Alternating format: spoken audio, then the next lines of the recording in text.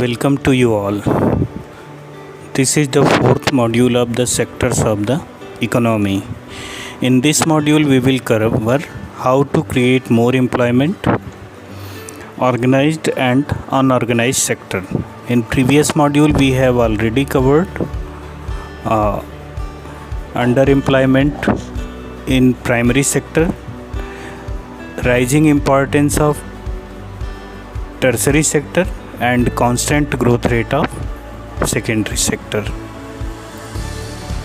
So let's start the topic, how to create more employment. Question ये है कि economy में अगर अंडर एम्प्लॉयमेंट है तो इकोनॉमी में और ज़्यादा एम्प्लॉयमेंट अपॉर्चुनिटीज़ कैसे क्रिएट की जा सकती हैं. So different advice are given for the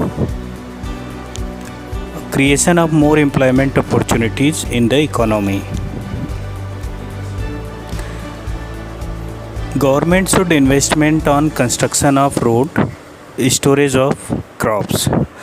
तो ज़्यादा से ज़्यादा एम्प्लॉयमेंट अपॉर्चुनिटी क्रिएट करने के लिए गवर्नमेंट को रोड का कंस्ट्रक्शन कराना चाहिए ताकि प्राइमरी सेक्टर से गुड्स को सेकेंडरी सेक्टर से प्राइमरी सेक्टर को आसानी से पहुंचाया जा सके.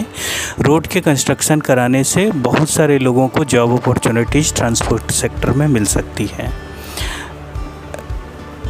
प्राइमरी सेक्टर के गुड्स को सेकेंडरी सेक्टर तक पहुंचाने में ट्रांसपोर्ट सर्विस का बहुत इम्पोर्टेंट रोल होता है. गवर्नमेंट अगर कोल्ड स्टोरेज का कंस्ट्रक्शन कराए तो बहुत सारे वर्कर्स को कोल्ड स्टोरेज के कंस्ट्रक्शन में लगाया जा सकता है. कोल्ड स्टोरेज की सर्विस प्रोवाइड करने में भी बहुत सारे वर्कर्स को इंगेज किया जा सकता है. Banking service should be provided.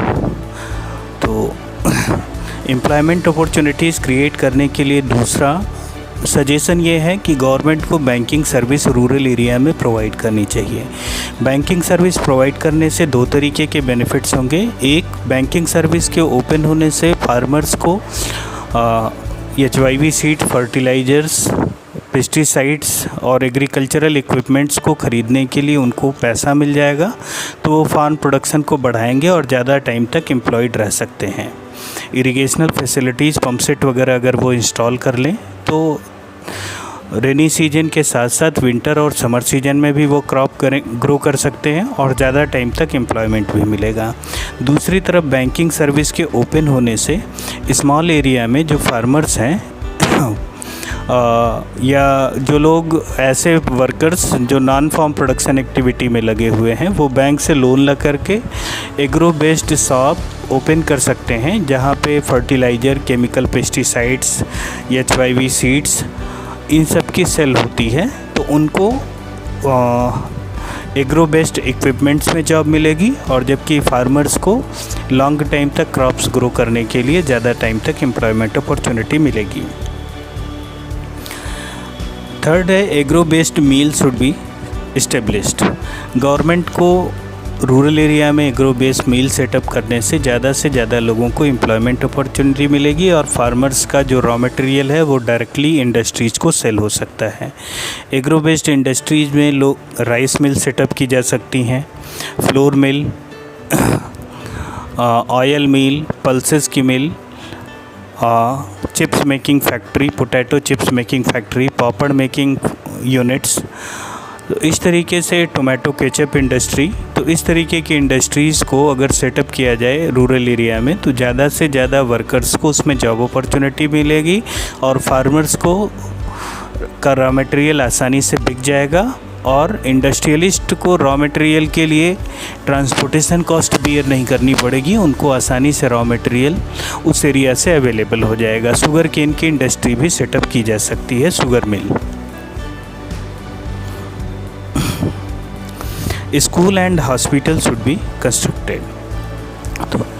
तो एम्प्लॉयमेंट अपॉर्चुनिटीज़ को क्रिएट करने के लिए स्कूल्स और हॉस्पिटल्स का कंस्ट्रक्शन कराना चाहिए. कंस्ट्रक्शन में वर्कर्स को एंगेज किया जा सकता है. स्कूल और हॉस्पिटल के कंस्ट्रक्शन से वर्कर्स को जॉब मिलेगी. दूसरी तरफ टीचर्स, प्यून, प्रिंसिपल और क्लर्क और बहुत सारे एकेडमिक और नॉन एकेडमिक स्टाफ्स को एम्प्लॉयमेंट अपॉर्चुनिटी मिल सकती है। एक सर्वे की रिपोर्ट है कि एजुकेशन सेक्टर में अकेले 20 लाख जॉब अपॉर्चुनिटीज़ क्रिएट की जा सकती हैं। सेम उसी तरीके से हेल्थ सेक्टर में अगर इन्वेस्टमेंट किया जाए तो कंस्ट्रक्शन ऑफ हॉस्पिटल बिल्डिंग के कंस्ट्रक्शन में वर्कर्स को एम्प्लॉयमेंट मिलेगा।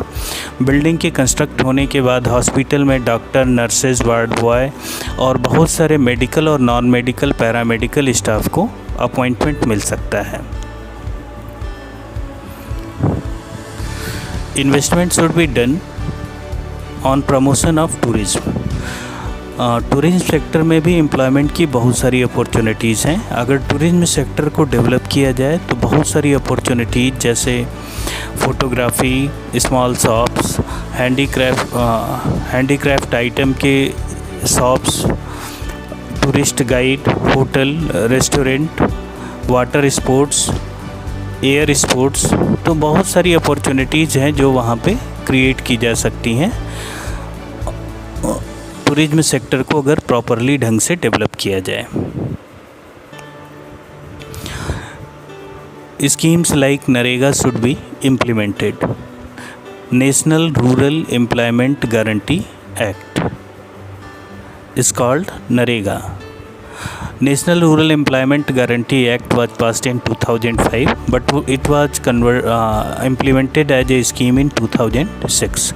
This scheme provides 100-day job guarantee to the workers. 50% jobs are reserved for women, and within the 15 days of registration or getting the job card holder must be provided the job by the government within 15 days. If government fails to provide job within 15 days, government pays unemployment allowances. तो 2005 में national rural employment guarantee act की शुरुआत की गई थी। Scheme में convert किया गया 2006 में। इसमें 100 डेज की जॉब गारंटी प्रोवाइड की जाती है वर्कर्स को। इसमें से 50% जॉब्स जो हैं वो रिजर्व्ड हैं वुमेन के लिए, और जितने भी अनएम्प्लॉयड रूरल एरिया के अनएम्प्लॉयड पर्सन हैं उन लोगों को नरेगा ऑफिस में या ब्लॉक पे जाकर के रजिस्टर्ड कराना होता है। उनको एक जॉब कार्ड इश्यू होता है। जॉब कार्ड इश्यू होने के 15 दिन के भीतर उनको जॉब गवर्नमेंट प्रोवाइड कर देती है। अगर 15 दिन के भीतर गवर्नमेंट जॉब प्रोवाइड नहीं कर पाती तो हर पर डे के अकॉर्डिंग उनको अनएम्प्लॉयमेंट अलाउंसेस गवर्नमेंट पे करती है। इन सारी स्ट्रेटजीज़ के अलावा और भी बहुत सारी स्कीम्स हैं, जैसे प्रॉपर एरिया में प्रॉपर इलेक्ट्रिसिटी प्रोवाइड करना, तो रॉ मटेरियल्स अवेलेबल कराना, सब्सिडी प्रोवाइड करना, ये सारी और बहुत सी स्कीम्स हो सकती हैं जिसके थ्रू ज़्यादा से ज़्यादा लोगों को एम्प्लॉयमेंट अपॉर्चुनिटी प्रोवाइड की जा सकती है। स्मॉल स्केल इंडस्ट्रीज़ को सेटअप करना।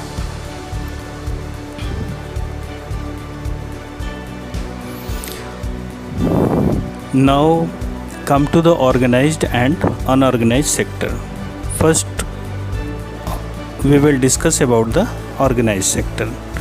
Organized sector, it refers to those enterprises which are registered by the government and terms of employment is regular.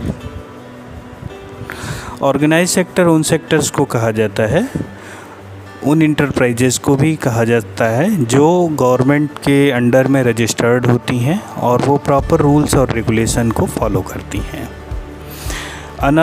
Organised sector के features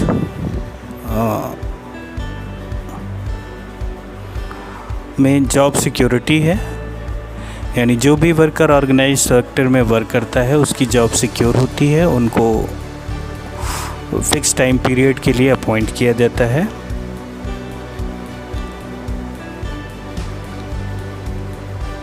second feature is the follow up of rules and regulation. इस sector में government के rule regulation जैसे child labour, minimum wages act, labour act, इन सब का proper follow up होता है और सारे वर्क रूल और रेगुलेशन के अकॉर्डिंग होते हैं। फिक्स्ड वर्किंग आवर्स, काम करने के घंटे फिक्स होते हैं। इससे ज़्यादा ओवर टाइम करने पे किसी भी पर्सन को ओवर टाइम का अलग से एक्स्ट्रा पेमेंट पे किया जाता है। Paid leaves, gratuity, provident fund, etc. Workers who are doing work in organise sector they are getting paid leaves, यानी अगर वो छुट्टी ले भी लेते हैं तो भी उनको छुट्टी का पेमेंट मिलता है। जैसे संडे की छुट्टी का पेमेंट मिलेगा, या किसी दिन सिक लीव लेते हैं तो उसका पेमेंट मिलेगा। ग्रेच्युटी, प्रोविडेंट फंड, इस तरीके की फैसिलिटीज़ भी प्रोवाइड की जाती हैं। साथ ही साथ उनको मैटरनिटी बेनिफिट, यानी अगर वीमेन एम्प्लॉयज़ हैं और वो प्रेग्नेंट हैं तो वो लीव ले सकती हैं और इस ड्यूरेशन में उनको पेमेंट भी मिलता है। ये लीव 6 मंथ के लिए प्रोवाइड की जाती है। साथ ही साथ चाइल्ड केयर लीव भी प्रोवाइड की जाती है। तो चाइल्ड केयर लीव 2 इयर्स के लिए सर्विस पीरियड में दी जाती है। तो ऑर्गेनाइज सेक्टर में ये सारे बेनिफिट मिलते हैं। इसके अपोजिट अनऑर्गेनाइज सेक्टर में ऑर्गेनाइज सेक्टर में वर्किंग कंडीशन भी अच्छी होती है। वर्क करने के प्लेस पे proper light, proper electricity, ventilation, safe drinking water and safe environment होता है। ये ऑर्गेनाइज सेक्टर में प्रोवाइड किया जाता है। इसके विपरीत जो अनऑर्गेनाइज सेक्टर हैं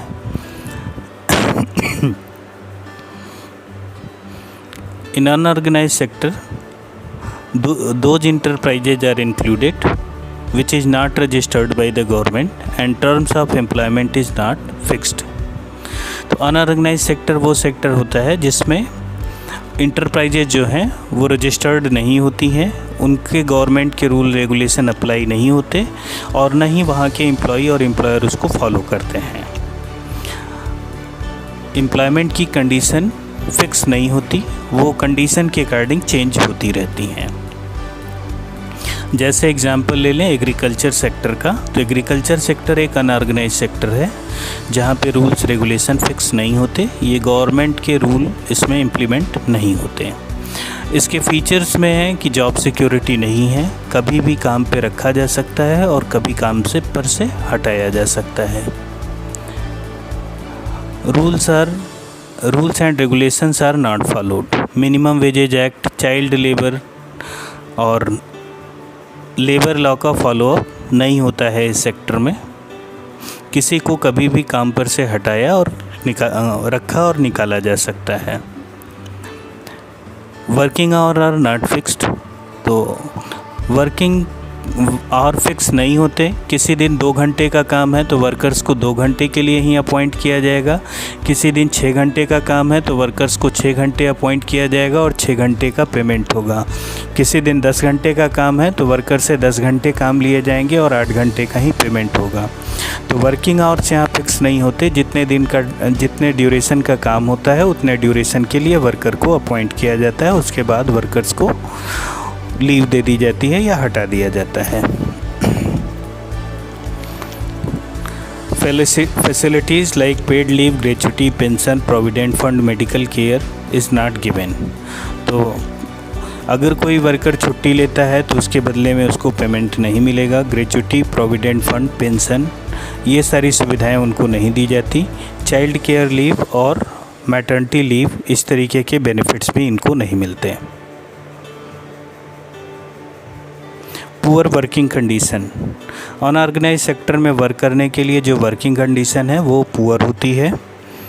वहाँ पे air, water, safe drinking water, इन सब की कोई अवेलेबिलिटी नहीं होती है। सनलाइट में भी काम करना हो सकता है या रेनफॉल में भी काम करना पड़ सकता है। तो धूप, बारिश, इन सब का वर्किंग कंडीशन पे कोई फ़र्क नहीं पड़ता। अगर धूप है, बारिश भी हो रही है, तब भी वर्कर्स को यहाँ पे काम करना होगा। और वर्किंग साइट्स पे ज़रूरी नहीं है कि वहाँ पे सेफ ड्रिंकिंग वाटर भी अवेलेबल हो, प्रॉपर इलेक्ट्रिसिटी, फ़ैन, इस तरीके की सुविधाएं वहाँ अवेलेबल नहीं होती हैं।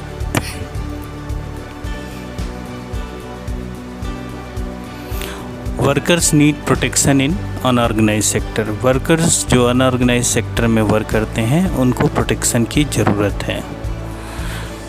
उनको डिफरेंट इश्यूज़ पे प्रोटेक्ट करने की ज़रूरत पड़ती है। और उनका एक्सप्लॉइटेशन होता है। पहला कि उनकी जॉब जो है वो इनसिक्योर है, उनको काम पर कभी भी रखा जा सकता है और कभी भी काम पर से हटाया जा सकता है। वर्क उनका ज़्यादा, लेकिन उसके बदले में जो उनको पेमेंट मिलता है वो कम होता है। उनकी जो जॉब है वो इरेगुलर है, कभी भी काम पे रखा जा सकता है और कभी भी काम पर से हटाया जा सकता है। वर्किंग कंडीशन इज़ पुअर, जहाँ वो वर्क करते हैं वहाँ पे proper sunlight, proper ventilation, shed, safe drinking water, इन सब की अवेलेबिलिटी नहीं होती। उनको सोशल सिक्योरिटी बेनिफिट्स जैसे pension, provident fund, insurance, child care leave, इस तरीके के बेनिफिट्स उन लोगों को प्रोवाइड नहीं किए जाते। How to protect workers in unorganise sector. Unorganise sector में हम लोगों को पता है कि वर्कर्स जो हैं वो एक्सप्लॉइट किए जाते हैं, लेकिन उनको कैसे प्रोटेक्ट किया जाए, we will discuss on these matters.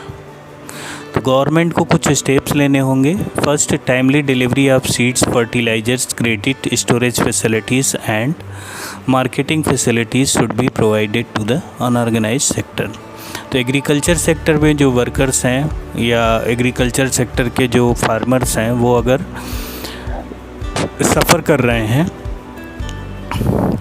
तो उन लोगों को गवर्नमेंट की तरफ से टाइमली फर्टिलाइजर्स, सीड्स, ये सारी सुविधाएं प्रोवाइड की जाएं।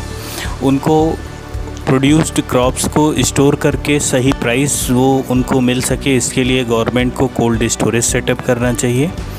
साथ ही साथ गवर्नमेंट को क्रेडिट फैसिलिटीज़ भी प्रोवाइड करनी चाहिए कि आसानी से उनको बैंक से लोन मिल सके और वो मनी लेंडर या ट्रेडर्स से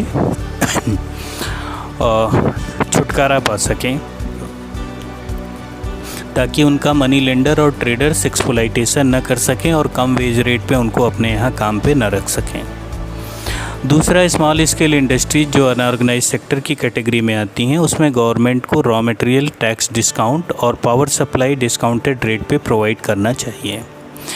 तो अनऑर्गेनाइज सेक्टर में स्मॉल स्केल इंडस्ट्रीज इंक्लूड की जाती हैं। स्मॉल स्केल इंडस्ट्रीज को रॉ मटेरियल की सप्लाई प्रॉपरली नहीं मिल पाती, उनको हैवी टैक्स पे करना पड़ता है, जिसके कारण उनका प्रॉफिट मार्जिन कम होता है और वो वर्कर्स को पेमेंट भी कम करती हैं। इस वजह से गवर्नमेंट को अनऑर्गेनाइज सेक्टर की स्मॉल स्केल इंडस्ट्रीज़ को प्रोटेक्ट करने के लिए रॉ मटेरियल सस्ते दामों पे उपलब्ध कराना चाहिए, गवर्नमेंट को टैक्स में भी छूट दे देनी चाहिए और साथ ही साथ इलेक्ट्रिसिटी के बिल या इलेक्ट्रिसिटी का जो रेट है उनके लिए डिस्काउंटेड रेट लगाना चाहिए, ताकि उनका प्रॉफिट मार्जिन बढ़ सके और प्रॉफिट मार्जिन बढ़ने के कारण वो वर्कर्स को जो पेमेंट करें वो भी हैवी अमाउंट में करें, ताकि वर्कर्स को ज़्यादा टाइम तक एम्प्लॉयमेंट अपॉर्चुनिटी मिले और साथ ही साथ उनको और सारी बेनिफिट्स भी एम्प्लॉयर की तरफ से मिल सकें।